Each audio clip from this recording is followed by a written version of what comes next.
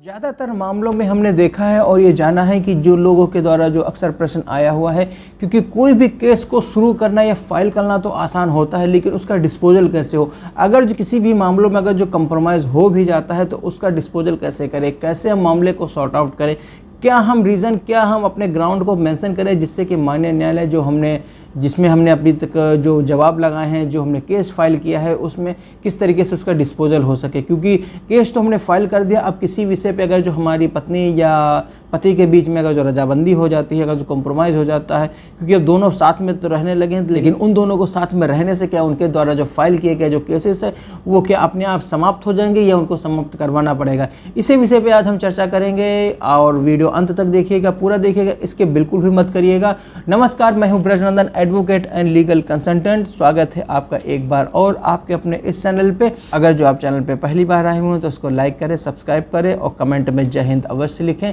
और ऐसी ही जानकारी दूसरों लोगों तक पहुंचाने के लिए इसको शेयर करें। अपने किसी निजी विषय पे हमसे आप जानकारी प्राप्त करना चाहते हैं, आप हमसे सलाह लेना चाहते हैं तो संपर्क करने का माध्यम स्क्रीन पे है। आप हमसे प्रोसेस फॉलो करके, आप हमसे संपर्क करके अपने किसी भी निजी विषय पे जानकारी प्राप्त कर सकते हैं। जैसे कि हमारे जो यूट्यूब के परिवार के द्वारा जो अक्सर सवाल पूछा जाता है कि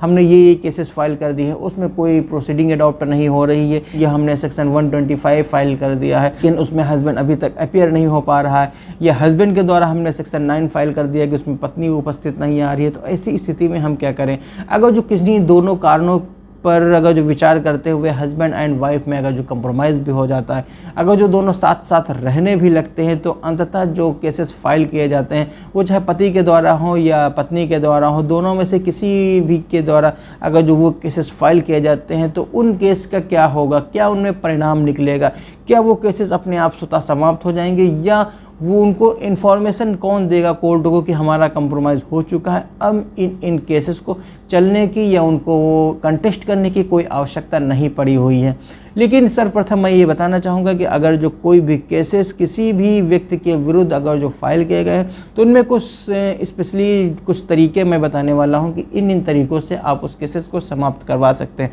अदरवाइज़ अगर जो आपने कंप्रोमाइज़ करके घर में तो रह लिया, कोर्ट को तो जानकारी है नहीं कि आपका कंप्रोमाइज़ हो चुका है, तो उसमें आपके विरुद्ध कोई भी जो आगे की लीगल प्रोसीडिंग है वो इनिशिएट होती ही रहेगी। क्योंकि डे बाय डे जो प्रोसेस है वो प्रोसेस नहीं रुकेगा, क्योंकि कोर्ट की जानकारी में ये बिल्कुल नहीं है कि आप दोनों का कंप्रोमाइज़ होके आप दोनों अपने दाम्पत्य जीवन में आप अपना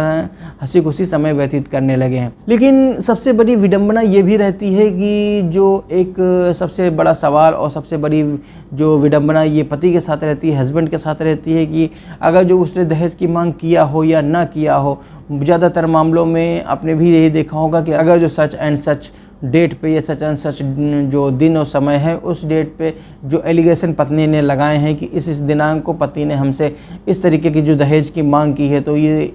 एलिगेशन लगाना तो आसान, उसने एलिगेशन तो लगा दिया। अब इस एलिगेशन के आधार पे जो हस्बैंड है या उसका परिवार है वो तो पूरी क्रिमिनल प्रोसीडिंग फेस करने के लिए उसका पूरा ट्रायल चल जाएगा, लेकिन बाद में ये साक्ष्य का अवसर मिलता है। हो सकता है कि जब उसने जो एलिगेशन लगाया है कि इस दिनांक को हस्बैंड ने हमसे दहेज की मांग किया हो, उल्टा बाद में पता चलता है कि उस डेट में या उस समय हस्बैंड ने उल्टा ही वाइफ के खाते में पैसे ट्रांसफ़र किए हो। ये कई मामलों में हमने देखा हुआ है कि जिसमें ये प्रूफ नहीं हो पाता है कि जो दहेज की मांग का जो एलिगेशन लगाया है वो सही तरीके से सही अनुरूप में उसने लागू किया है या उसको प्रूफ किया जा सके। क्योंकि इसी डिफेक्ट की वजह से, क्योंकि ज़्यादातर मामलों में जब ये ट्रायल फेस किया जाता है, जब ट्रायल चलता है, तो पत्नी के ऊपर ये बर्डन होता है कि वो अपना केस प्रूफ करे। मैंने ये बार बार बताया है, कई वीडियो में बताया है कि जो भी व्यक्ति अगर जो अपना एलिगेशन लगा रहा है, जो भी प्रार्थना पत्र प्रस्तुत कर रहा है, ये उसी के ऊपर भार होता है, ये उसी के ऊपर बर्डन होता है कि वो अपने जो तथ्य, वो अपने स्टेटमेंट को प्रूफ करे कि वो ऐसा क्यों कह रहा है और उस कहने के रूप में उसके जो समर्थन में क्या साक्ष्य उपलब्ध हैं वो माननीय न्यायालय के समक्ष उपलब्ध कराए। लेकिन साक्ष्य के अभाव में अंततः जो केस है वो डिस्चार्ज हो जाता है और किसी भी तरीके से कोई भी रेमेडी नहीं मिल पाती है। अंततः पत्नी का ये जो सवाल आता है, ये उनका जो व्यू निकल के सामने आता है, ये एक्सपीरियंस कह सकते हैं कि जो ये करती हैं कि अंततः कोर्ट की प्रोसीडिंग में कुछ नहीं होता है। कोर्ट की प्रोसीडिंग में अननेसेसरी केवल टाइम टेकिंग और टाइम डिले ही केवल होता है। तो सर्वप्रथम सबसे पहले मैं बताना चाहूँगी कि कोई भी प्रोसेस, कोई भी एक्टिविटी करने का एक सही तरीका होता है, सही मैनर होता है। अगर जो विदाउट मैनर, विदाउट प्रोसेस को फॉलो किए अगर जो कोई भी काम या कोई भी एक्टिविटी अगर जो आप करेंगे तो उसमें ही आपको सफलता नहीं मिल सकती है, क्योंकि हर चीज़ का एक प्रोसेस होता है और प्रोसेस के अनुरूप ही कोई भी काम किया जाता है। लेकिन इसके साथ में जो हस्बैंड का जो कमेंट आता है कि जो उनका एलिगेशन आता है, और सामान्यतः तौर पे ये देखने को मिलता है कि जो किसी भी हस्बैंड एंड वाइफ में अगर जो कोई भी थोड़ा सा भी झगड़ा हुआ और उस झगड़े के ग्राउंड पे या उसके आधार पे कोई भी अगर जो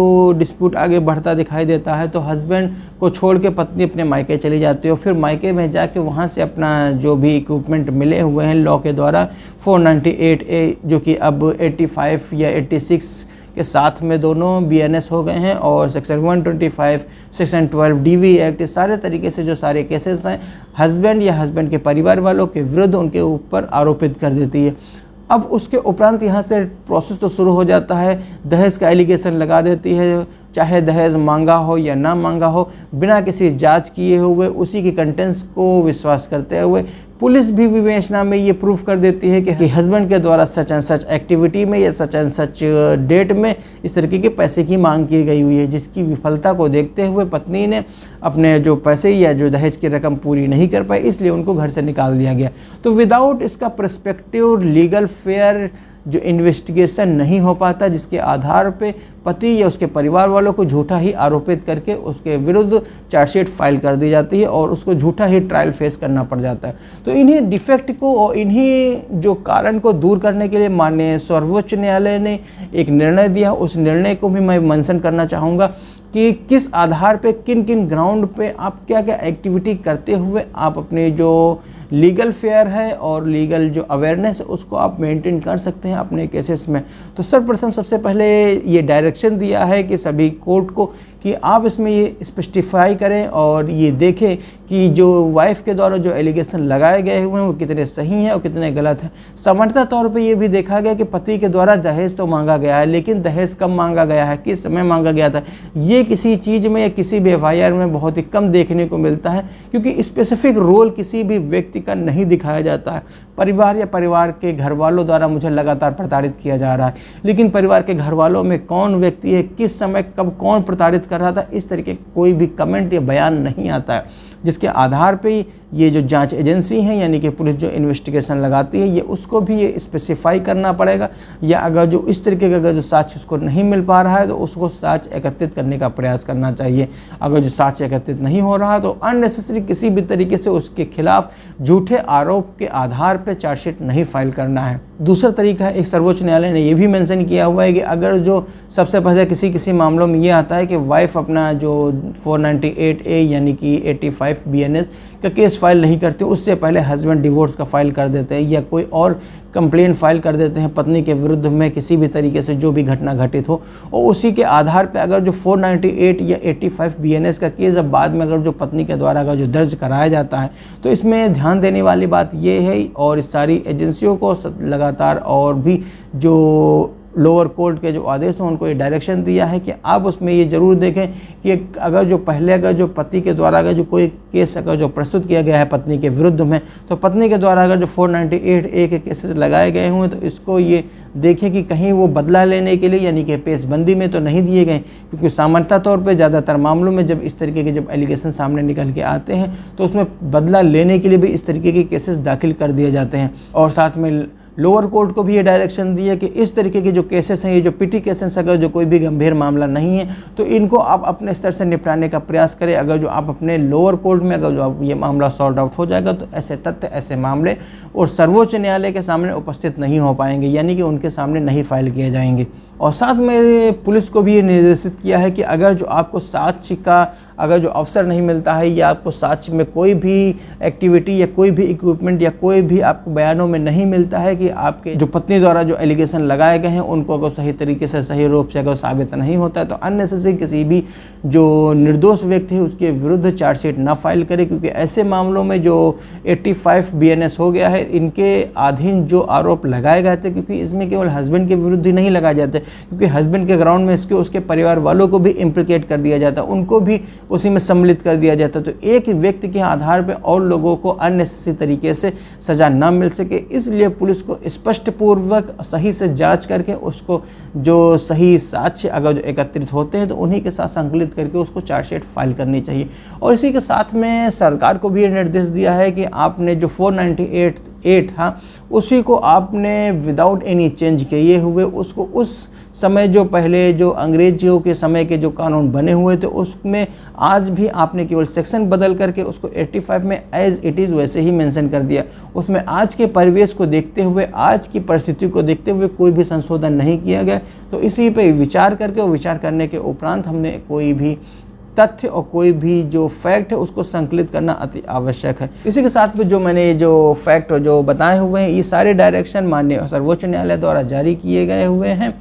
और आज का वीडियो यहीं तक है, इतना ही। मिलते हैं किसी और एक वीडियो में एक नई जानकारी के साथ, एक नए विषय पर चर्चा करने के लिए। और अगर जो आपने वीडियो अंत तक देखा है, पूरा देख ही लिया, तो इसको सब्सक्राइब करें, लाइक करें और कमेंट में जय हिंद अवश्य लिखें। और ये जानकारी दूसरे लोगों तक पहुँचाने के लिए इसको शेयर करें। और तो मिलते हैं किसी और एक वीडियो में एक नए विषय पर चर्चा करने के लिए। तब तक के लिए हंसते रहिए, मुस्कुराते रहिए। और हाँ, वीडियो अंत तक देखने के लिए प्रेमपूर्वक धन्यवाद। जय हिंद।